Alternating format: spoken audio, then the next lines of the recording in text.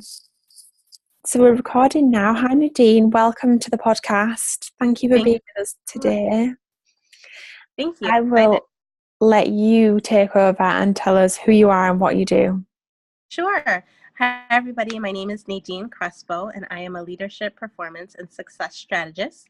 I help women go from entrepreneur to influencer. So I do that in a couple of different ways. I break down their behavior, work on their leadership development. I incorporate a lot of data. I was a behavior analyst prior to moving into this field. And so I work with women and, I'm able to set objectives and grab that in order to really fine tune and tailor self-management programs that really bring them to the next level. Wow, that sounds amazing. Thanks. So how do you work with people then? Is it one-to-one, group program? How do you work? So right now it's both. I'm running a couple of boot camps right now, which are exciting. It's something newer that I'm doing. And so that's a group program. And in that, it's fantastic because it's really interesting to see the way that the group dynamic works and how you get all of these beautiful pieces that you couldn't have put together yourself because women bring their experiences in. And so it just shows how we're all leaders within our own right. It doesn't take one person to be all the way up here leading everybody. We're all leaders and we're all learning from each other. So the group program is definitely one aspect of something that I do that's newer. And I also work with people one-on-one. Yeah, that sounds amazing. And I love that you called it a boot camp. That just sounds like you need to get up and take action and do, and Yeah. that's super. So where did it all start then for you? What was the kind of step into the entrepreneurial journey that led you from your job into kind of going it solo? Sure. So this time around, I feel like I've always been a bit of an entrepreneur and I've always kind of like dabbled here and dabbled there. However, it came to the point about a couple years ago and I was like, I just know that I'm meant to work on a bigger scope. It wasn't that I didn't enjoy my job. I actually did love my job. I loved my clients, but I'm like, I need to bring this to the masses. And I know that I'm meant to affect more people than what I'm currently doing. So how do I go about doing that? And so I just like had a moment where I had to just really like quiet down and reflect upon like my experiences in the past. And I had worked for Tony Robbins years ago. And I knew like when I worked for him, I was like, this is what I want to do. I want to be able to transform lives. I want to work, on a capacity that I'm, reaching so many people that then ripple to more and really just changing and transforming like generations to come. But I wanted to do it differently. I wanted to do it more in a very soft, feminine way, but still like really like on point. And I wanted to have some kind of backing to it. So that's when I kind of put like my scientist hat on and was like, okay, how am I going to be able to implement behavior analysis into women wanting to be their own boss? And, from there, I was able to come up with a way that was like, okay, where do women struggle most? And in my graduate work, that was like what I focused on was mompreneurs. Can they have it all? And so, I surveyed, women from all over the world and figuring out where their challenges were. So with having all of that information, I was then able to really fine tune it and figure out like a program that I can use to then help women make that huge leap in a short amount of time. Wow, that's amazing. I love Tony. I've got Tony's jacket on today, actually. I got from UPW this year. Oh, so cool. So tell me more about Tony, working with Tony. What was that like? It was an amazing experience. My work experience prior to working for him was very traditional. Very, you have a cubicle or you have, your space at the office and you're doing your administration, administrative tasks, and you just kind of like are going. And it doesn't matter if you run out of fuel, it doesn't matter if you're in a good mood, you just do what you have to do, you clock in, you clock out kind of thing. And with him it was so different because you had to take breaks.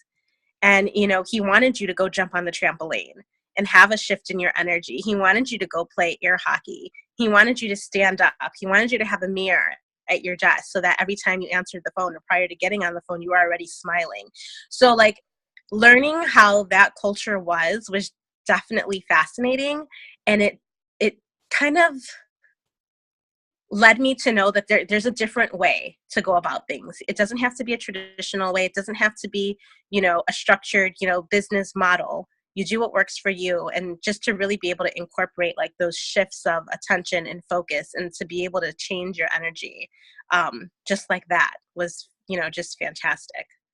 Yeah, and it's so possible as well. That sounds amazing about having the mirror when you're answering the phone. And like, now you say it, I've never heard of that before, but now you say it, it makes complete sense. Coming from a background of sales and having trained salespeople in person and to work on the phone, like they say, don't they? When you're smiling, you always sound better, you sound warmer. You automatically generate, happy hormones. Yeah, absolutely. And someone to the phone can't be upset with you if you're smiling. That's it, isn't it? It's amazing.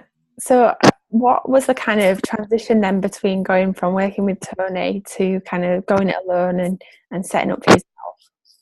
Sure. So after I worked for him, I started in more of a sales kind of a background for him. And then I went into training. I loved the training. I was like, I would be set up. They would tell me, where to go. And then I would show up and I would do an hour delivery. And then after that, I would invite them to actually like UPW. So I would be able to do it, whenever he was in town or whatnot.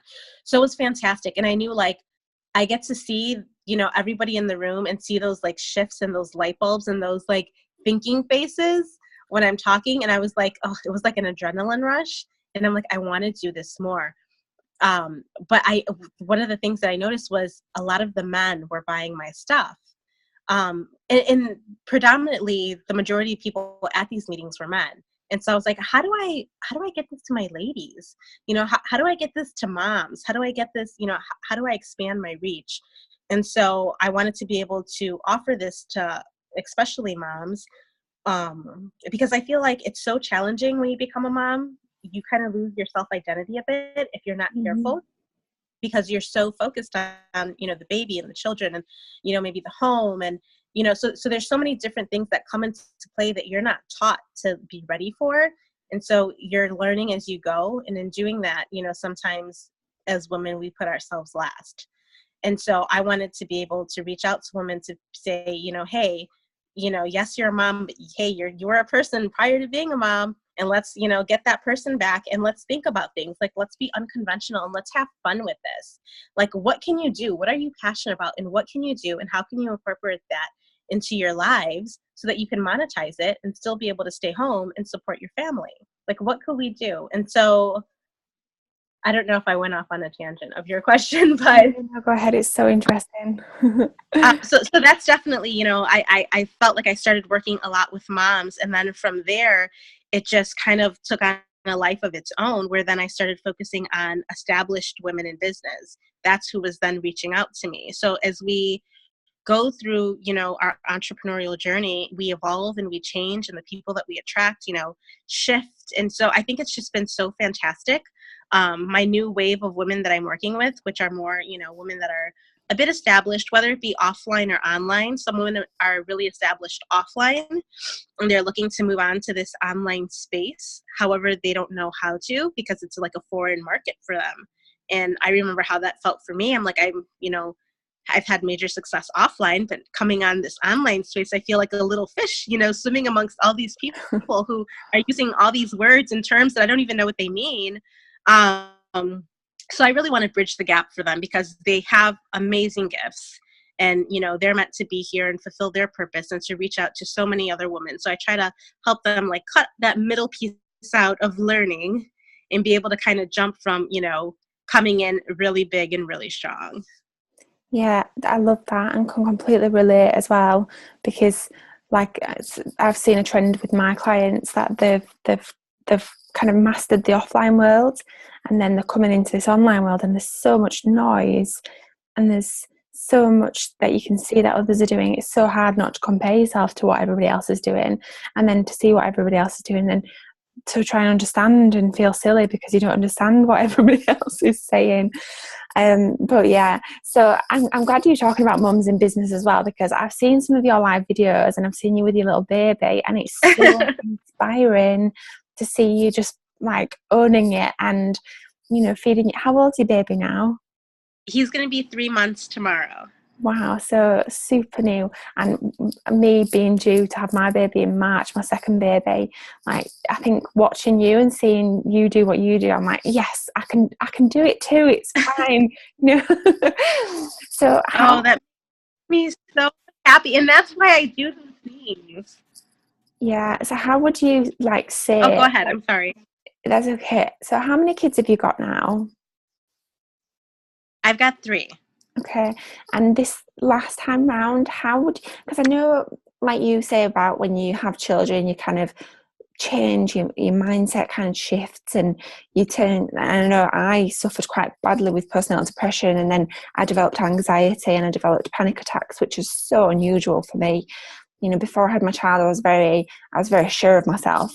And for a good time after having my daughter, I went through a quite a dark stage, which is now why I step up and help women who've gone through a similar sort of situation, or just, you know, struggling with anxiety and fears, because I think that was what it really was.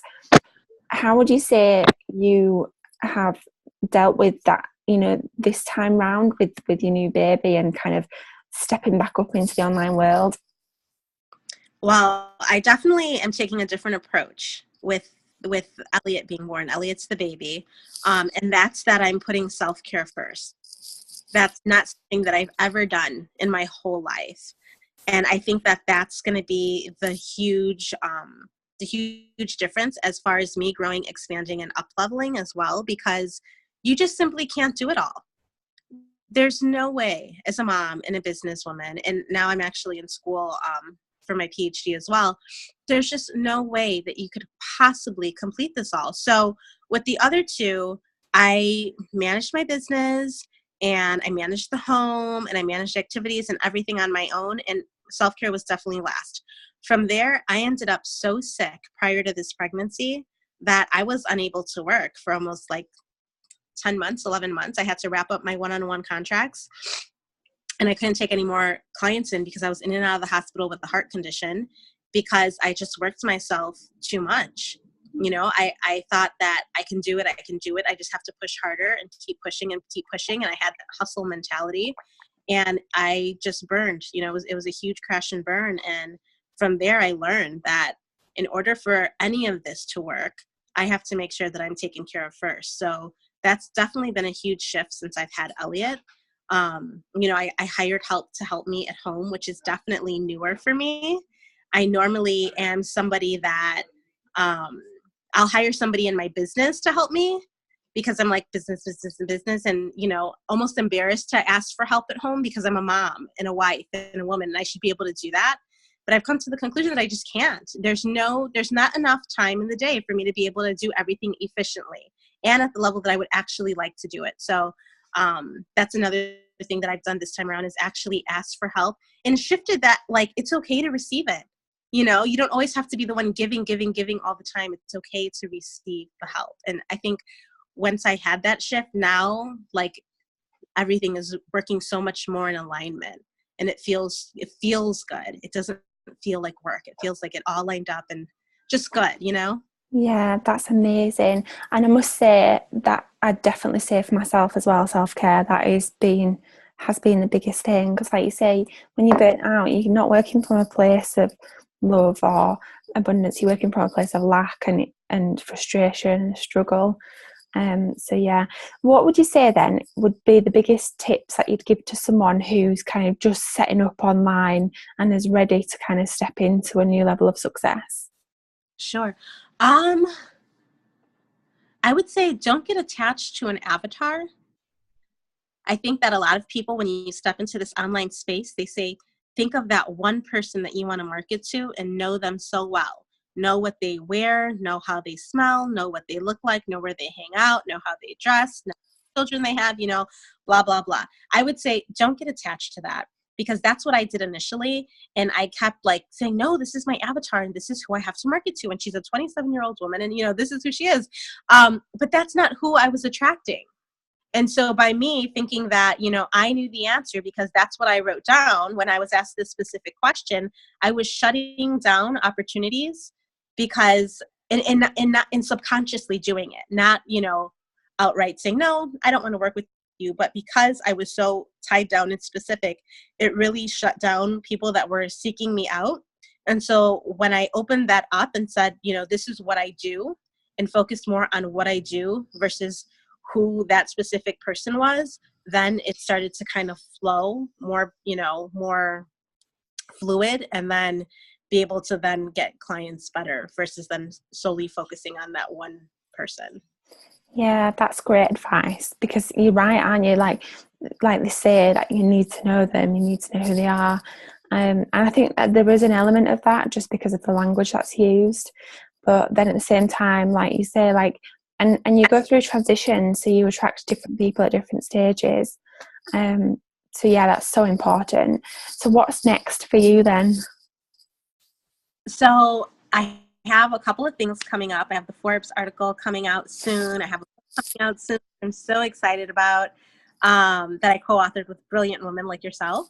So And exciting. I have a mastermind that I'm going to be launching in January, and it's called From Entrepreneur to Influencer. And that'll be taking women through the leadership development and making sure they're really strong in their messaging and who they want to serve, how they want to serve, to their vision, and saying, okay, where's my business and how do I want to expand it, grow it, and scale it in a way that's going to give me multiple streams of income. And so I think that that's a huge thing. Like I said, you know, I got sick and I mainly had one-on-one clients. So doing that, I was out of commission. There was no other income coming in because it all relied on myself. So being able to set these women up with multiple streams so that they don't ever have to go through what I went through during that time period is really important. And then helping them to show up. So setting them up for podcasts and for media and for their book and doing things like that. So when they do show up on this online space, they're showing up as an influencer. They're already coming in as the big fish. They're not coming in here like, oh my gosh, I don't know what to do, and posting in every group trying to, you know, find a client, because that's not what influencers do. And you want to be able to position yourself, because you have the education or the expertise to come in and be able to play the game like, you know, strong and running once you're here. So that's what I have coming up pretty much right now. That sounds amazing. That sounds just like what everybody needs. Where can people find out more? Right now, everybody could find me on Facebook, Nadine Crespo on Facebook. My website should be up soon. We're changing some stuff around on it, and that's www.nadinecrespo.com. Okay, that's amazing. Thank you so much for being with us today. Thank you. Oh, thank you so much. There's so much valuable content in discussions that you've just had with us that I'm excited to share it with the world. Oh, thank you so much for having me. It's been an honor. Okay, take care.